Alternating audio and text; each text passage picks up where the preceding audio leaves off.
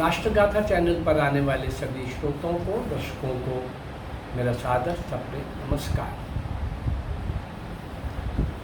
राष्ट्रगाथा के इस चैनल के माध्यम से 1757 से 1947 से 190 वर्ष में विदेशियों से, विधर्मियों से, फिरंगियों से जूझने वाले, लड़ने वाले, संघर्ष करने वाले, सशस्त्र चुनौती देने वाले ऐसे बाल बालिकाएं, किशोर किशोरियां, युवा युवतियां, हर आयु वर्ग के लोग जिन्होंने भारत माँ की स्वतंत्रता के लिए अपना सर्वस्व न्यौछावर कर दिया, परंतु उनका नाम कहीं इतिहास में नहीं। ऐसे ही अज्ञात क्रांतिवीर वीरांगनाओं को, नायक नायिकाओं को मैं आपके सामने ला रहा हूँ पिछले लगभग 3 वर्ष से 661-62 वीडियोस के माध्यम से। आज ऐसे ही अज्ञात क्रांतिवीर वीरांगनाओं की एक लंबी पंक्ति के साथ एक नाम और जुड़ रहा है। अज्ञात, पूर्ण रूप से अज्ञात, श्री वासुदेव बलवंत गोगटे। श्री वासुदेव बलवंत गोगटे महाराष्ट्र के शोलापुर नगर के निवासी एक विचित्र सत्याग्रह द्वारा शासन की नीति का विरोध कर रहे थे। उन लोगों ने अपने सत्याग्रह को जंगल सत्याग्रह का नाम दिया था। क्या था वो? झुंड के झुंड लोग नगर सीमा के बाहर जाते और जंगल से वृक्ष काटकर जुलूस के रूप में नगर भ्रमण करते थे। इसी प्रकार का एक प्रदर्शन मई 1930 को किया गया। अंग्रेज सरकार ने इसे अपना बहुत बड़ा अपमान समझा। उसने जंगल सत्याग्रहियों पर गोली चलाने का आदेश दे दिया। कुछ सत्याग्रही गोलियों से मारे गए। जनता और अधिक भड़क उठी। न्यायालय के भवन पर आक्रमण कर दिया जनता ने, उसमें आग लगा दी। शोलापुर में तुरंत मार्शल लॉ लागू कर दिया गया। सरकार को दमन करने की खुली छूट मिल गई। भांति भांति के अत्याचार किए जा रहे थे। पूना के फर्ग्यूसन कॉलेज में पढ़ने वाला एक युवक वासुदेव बलवंत गोगटे, वासुदेव बलवंत गोगटे ब्रिटिश सरकार के इन अत्याचारों की कथाएं सुनकर विचलित हो उठा। वह सोचने लगा कि शोलापुर में लगाए गए मार्शल लॉ का विरोध किस प्रकार करें, और वह सोचते सोचते इस परिणाम पर पहुंचा कि मार्शल लॉ लगाने वाले अधिकारी सर अर्नेस्ट हॉटसन को दंडित किया जाए। अपने निश्चय को कार्य रूप में परिणत करने के विचार से वासुदेव बलवंत गोगटे निजाम हैदराबाद राज्य में जा पहुंचा। हैदराबाद में उसका भाई डॉक्टर था। गोगटे ने हैदराबाद की एक दुकान से 2 रिवॉल्वर और कुछ कारतूस खरीदे। जंगल में जाकर वह निशानेबाजी का अभ्यास करने लगा। शीघ्र ही बहुत अच्छा निशानेबाज बन गया। अच्छा निशानेबाज, लौटकर पुनः सर हाटसन को मारने का उपयुक्त अवसर की तलाश करने लगा।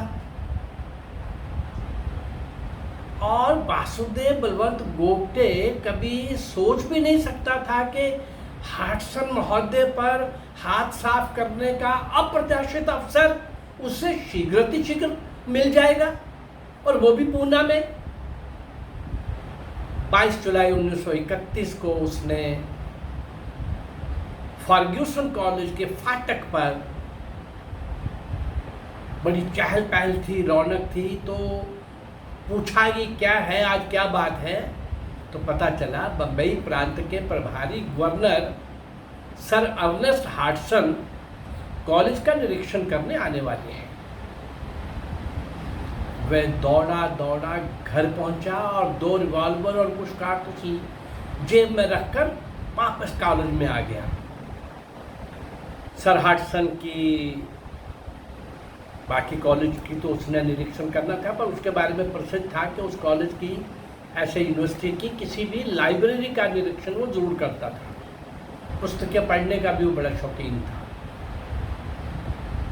सर हाटसन की ये रुचि देखकर कि लाइब्रेरी विजिट तो श्रीमान को करना ही है, पहले से ही वहीं पर जाकर के कुर्सी पर गोगटे बैठ गया। निगाहें दरवाजे पर थी। बाहरी जेब में सर हाटसन की फोटो भी रख ली थी ताकि किसी गलत आदमी पर गोली न चल जाए। ऐसा पहले क्रांतिकारियों से अक्सर कई बार हो चुका था, इसलिए वो इस बार ये गलती नहीं करना चाहता था। मारना किसी को था और मरा कोई और, इसलिए फोटो अपनी जेब में रख ली, ठीक से पहचानने के लिए। निश्चित समय पर गवर्नर महोदय पुस्तकालय कॉलेज का निरीक्षण किया और पुस्तकालय के निरीक्षण के लिए आगे बढ़ रहे थे। आते देखकर तुरंत अपनी कुर्सी से गोगटे उठ गया और सर हाटसन पर गोली छाती को लक्ष्य करके दागने लगा। निशाना ठीक लगा, परंतु खून की एक बूंद भी नहीं। हाटसन गोगटे पर झपट पड़े और उसको नीचे गिरा दिया। अब तो कई और भी लोग गोगटे पर टूट पड़े। गोगटे को काबू करके उससे 2 रिवॉल्वर और वो कारतूस भी कुछ छीन लिए गए। हाटसन ने पूछा, आपने मेरे पर गोलियां क्यों चलाई? तुरंत उत्तर था, शोलापुर में मार्शल लॉ और आपके भांति भांति के अत्याचार और उसमें कई लोगों का बलिदान। गोगटे को गिरफ्तार करके पुलिस स्टेशन ले जाया गया।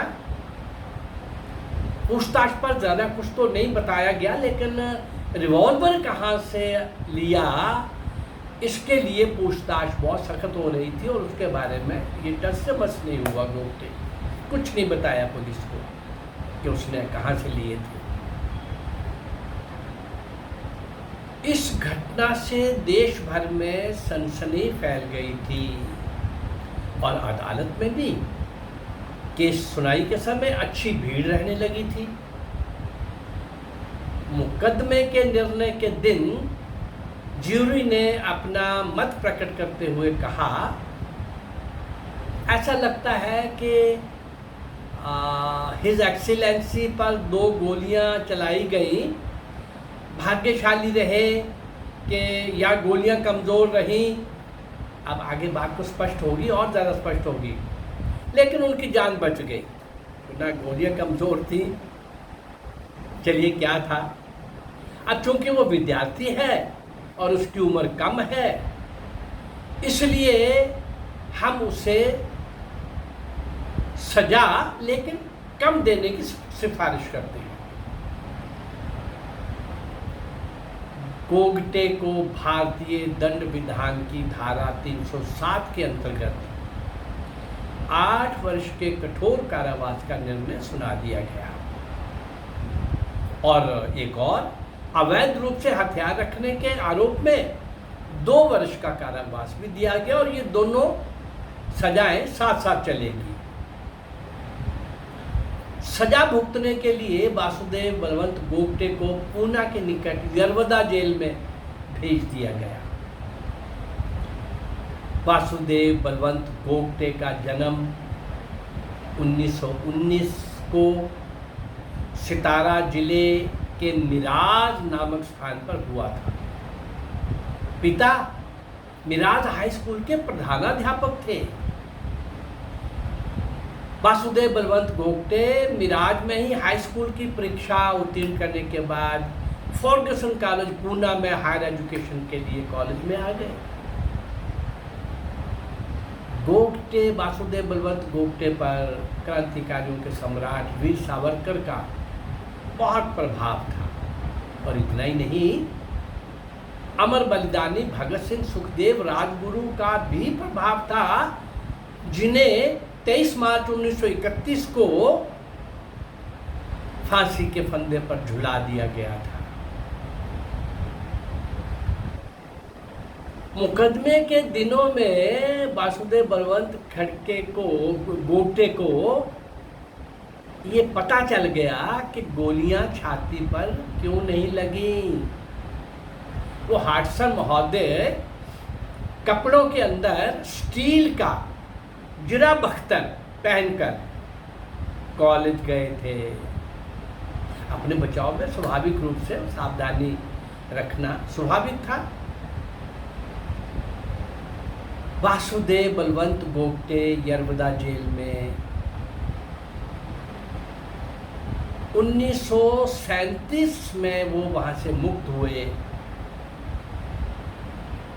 मुक्त होने के बाद घर तो नहीं बैठना था उनको, अभी तो आयु ही कम थी और कम आयु में ही वो जेल गए थे। ऐसे कितने क्रांतिकारी मैं आप लोगों के सामने ला चुका हूं, अज्ञात, पूर्ण रूप से अज्ञात, जो फांसी के फंदों पर झूल गए, जेलों के अंदर लंबी कठोर सजाएं काटते हुए दम तोड़ गए। अंडमान की सेलुलर जेल, काला पानी की वो जेल घोर नारकीय, जहाँ 6 मिनट भी रुकना कठिन था। 2 जन्मों का कारावास क्रांतिकारियों के सम्राट वीर सावरकर वहाँ। वीर सावरकर जी पर मैं 5, 6, 7 एपिसोड दे चुका हूँ, लेकिन जब भी नाम आएगा तो उनके लिए कमाल की श्रद्धांजलि, पुष्पांजलि हमारे हृदय से उन तक जाएगी ही। और ये जो अभ्यास, ये जो हमारा इस समय अज्ञात, अनजान, पूर्ण रूप से अज्ञात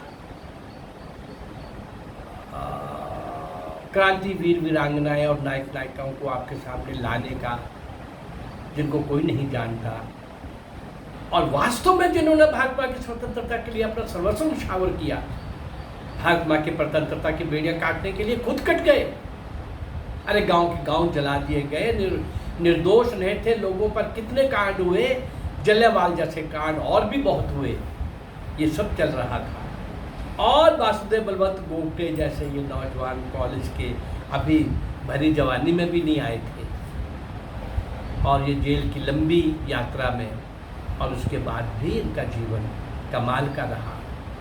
ऐसा है, देश के लिए सर्वस्व न्यौछावर करने वाले लोगों का कहीं नाम नहीं, और नाम किनका? नेहरू और गांधी का। अरे वाह, जिन्होंने एक लाठी नहीं खाई, जिनकी जेलें सारी सुविधाओं से परिपूर्ण थी।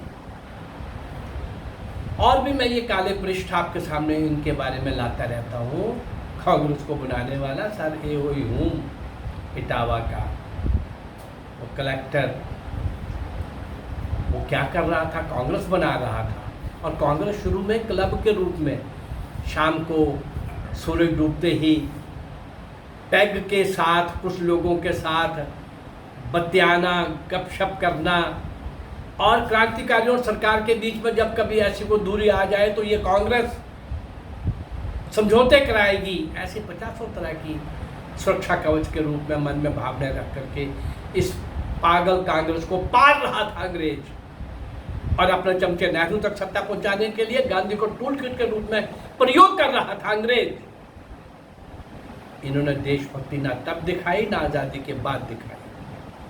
आज़ादी के बाद तो एक ही बात कहना काफ़ी है, नेताजी सुभाष चंद्र बोस जिंदा या मुर्दा आपको सौंप देंगे, ये नेहरू बोल रहा था ब्रिटिश सरकार को। वो भारत माँ का वो सपूत जिसने सारी दुनिया के अंदर अपना योग्यता का, क्षमता का और कमाल के क्रांतिवीर होने का परिचय दिया था, उस वीर का ये सौदा कर रहा था ये गद्दार नेहरू, मक्कार नेहरू। चलिए, आज हमने श्री वासुदेव बलवंत गोडसे को सुना, एक क्रांतिकारी के बारे में। बहुत जितना भी मेरे पास उपलब्ध होता है, कभी कुछ के बारे में मेरे पास बहुत सामग्री नहीं होती, तो भी भाई उनका बलिदान तो कम नहीं था ना। मेरी कोशिश है, आज 662 वीडियोज़ आप तक पहुंची हैं। इनको अगर ये अच्छा लग रहा है मेरा प्रयास, तो इसको लाइक करिए, सब्सक्राइब करिए और शेयर करिए। नमस्कार, जय भारत, धन्यवाद, नमस्कार।